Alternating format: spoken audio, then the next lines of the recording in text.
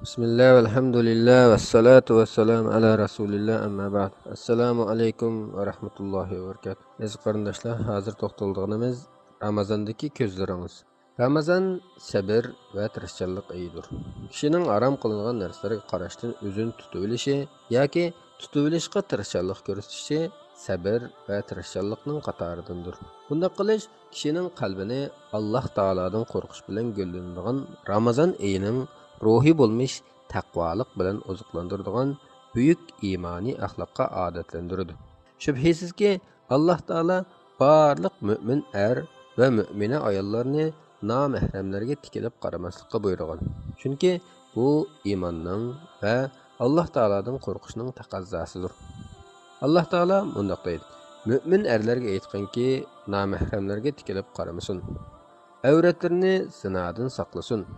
Bundaq qilish ular uchun eng yaxshidir. Alloh haqiqatan ularning qilmishlaridan to'liq xabardordir. Mo'minlarga aytganki, nomahramlarga tikilib qaramasin, avratlarini yopsin, tashqi zinnatlardan boshqa zinnatlarni oshkorlamasin.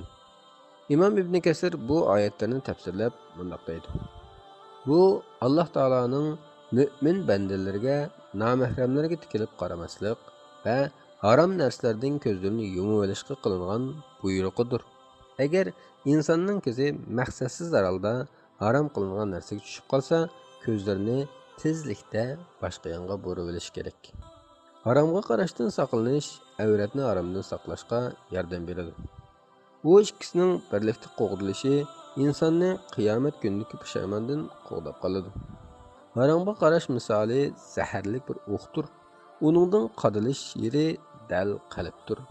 Ko'z harom qilingan narsaga qaragan sari qalb qorong'ulikqa cho'nqirlab cho'kib ketadi. Shuning bilan qalbning qaradishi va buzilib ketishi bargan sari ig'irlab ketadi.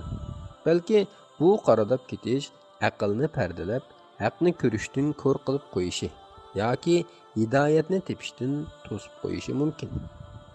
Banda uchun ishlar qalaymaqon bo'lib ketgan vaqtda u yaxshi ishlarni tonimaydigan, qadriga yetmaydigan, munkar ishlarni inkor qilmaydigan, haqning alovatini, botilning zaharlik achchiqlarini tetiy olmaydigan bo'lib qoladi. Shuning uchun salaflar bunday degan: Kimki ko'zini qo'g'disa, Alloh taolo u kishining qalbiga bir nur ato qiladi. Bu Alloh taoloning bunday qilish ular uchun eng yaxshidir degan so'zidan ilingan bir tushunchadir. Ya'ni ularning buni tutib mengishi ular uchun eng yaxshidir va afzaldir. Chunki ko'zini nomahramlarga yumush ular o'zlarini pokiz tutadigan va madhiyaga loyiq bo'ladigan ishlarning qatoridandir. Haqiqatan payg'ambar alayhissalom bunday deydi: Qaysi bir musulmon nomahram bir ayolning go'zal yerlariga qarab selib, ondan Allohdan qo'rqib, ko'zini boshqa bir tarafga burib etsa, Alloh taolo u kishiga halovatini his qila oladigan bir ibodatni ato qiladi. Ibn Kasir rahimahulloh bunday deydi: Bu hadisning sanadida zaiflik bor, lekin bunda hadislarni targ'ib uchun ishlatishda kangirlik bordir. Haqiqatan iymonning halovati harom qilingan lazzatlardan iborat shayton aldaydigan narsalarning o'rniga yuksak his tuyg'ularni ato qiladi. Lekin Alloh taolo insonning ojizligini va nomahramlarga butunlay qaramaslikning mumkin emasligini biladi. Shunlashqa Alloh taoloning buyrug'i tikilib qaramasin bo'ldi. Buningdan o'z irodasi bilan qarasa bo'ladi degan ma'no chiqmaydi albatta.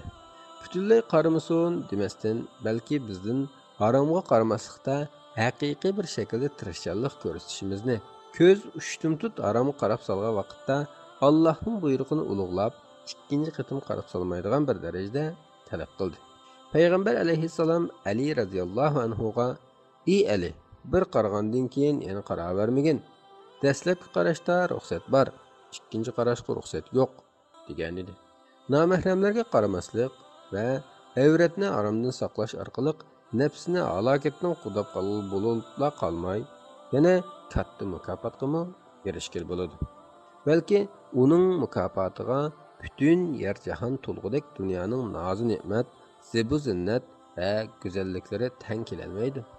Payg'ambar alayhissalom bunday degan: Kim menga ikki levi bilan ikki pachiqining orasini mahkam saqlashga kepillik qilsa, men uning jannatga kirishiga kepillik qilaman. Haromga qaramaslik avratni pak saqlashda eng chong yordamchi bo'lg'achqa, oyatda avratni haromdan saqlashdan ilgari bayon qilindi.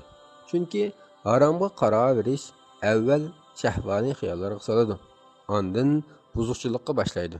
Shunga buningdagi baloyi ofat ig'ir va uni kontrol qilish to'limi ta'sir.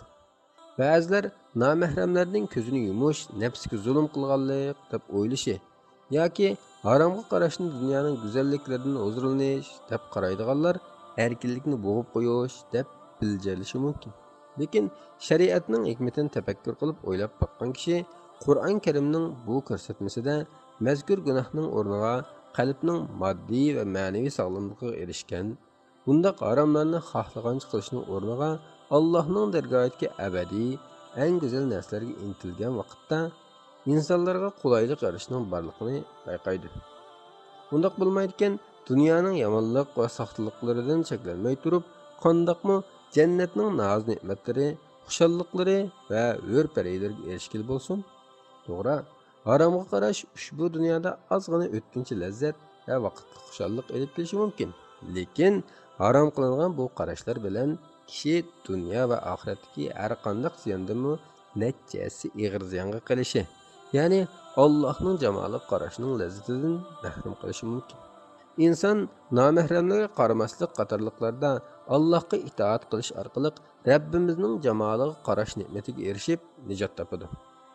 Agar itoatning foydasi faqat mushuli bo'lgan taqdirdami, albatta u insonga muhimlik va sharaf jihatdan yetib oshgan bo'ladi. Alloh taolo aytganki, bu kunda saodatmanlarning yuzlari nurliq bo'ladi. Ular Parvardigoriga qarab turadi. Nomahramlarga qarash xilma-xil gunoh ma'siyat va shaytonning ozdirishlaridan iborat zaharlardan qalbi saq qolmagan kishi qandoqmi Allohning jamoliga qarashga musharraf bo'la olasin? U kuni hech kishiga mol va o'g'illar foyda yetkazolmaydi. Faqat Allohning dargohiga pok qalb bilan kelgan odamga foyda yetkaza oladi. Nomahramlarga qarash qaragan kishilarning gumon qilganidek nihoyat oz miqdorda huzur va xushallik berishi mumkin. Lekin bu vaqtlik huzur oxiratdan ilgari mush dunyoning o'zida baxtsizlik va shaqiylikka o'zgarishi mumkin. Chunki bu turli kishilar uylarga eshiklardan kirmadi. İzdigan to'g'rilikka erishalmadi. Shuning uchun salaflar gohida birdamlik huzur uzun muddatli xorliqni keltirib chiqaradi degan.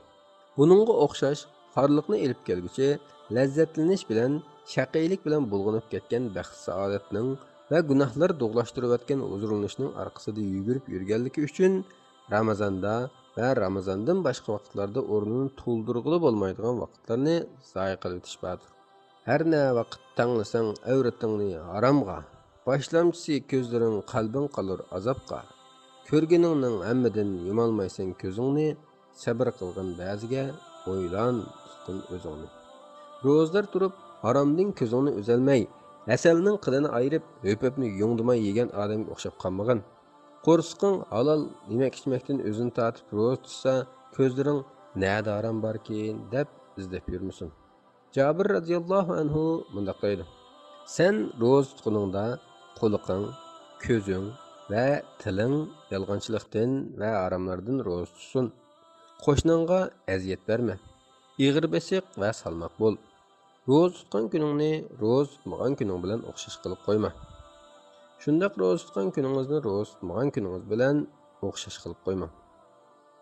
Ey Alloh, ko'zlarimizga haqni haq ko'radigan nur ato qilgaysan. Quloqlarimizga hidoyat chaqiriqlarini anglaydigan, botilni to'sib oladigan nur ato qilgaysan va qalblarimizni o'z hidoyat nuring bilan nurlantirib o'tkaysan. Ey osmon zaminning nuri bo'lgan Alloh, qiyomat kuni bizga falsirat ko'rgidan saq salomat o'tib olishimiz uchun nur ato qilgin. Amin.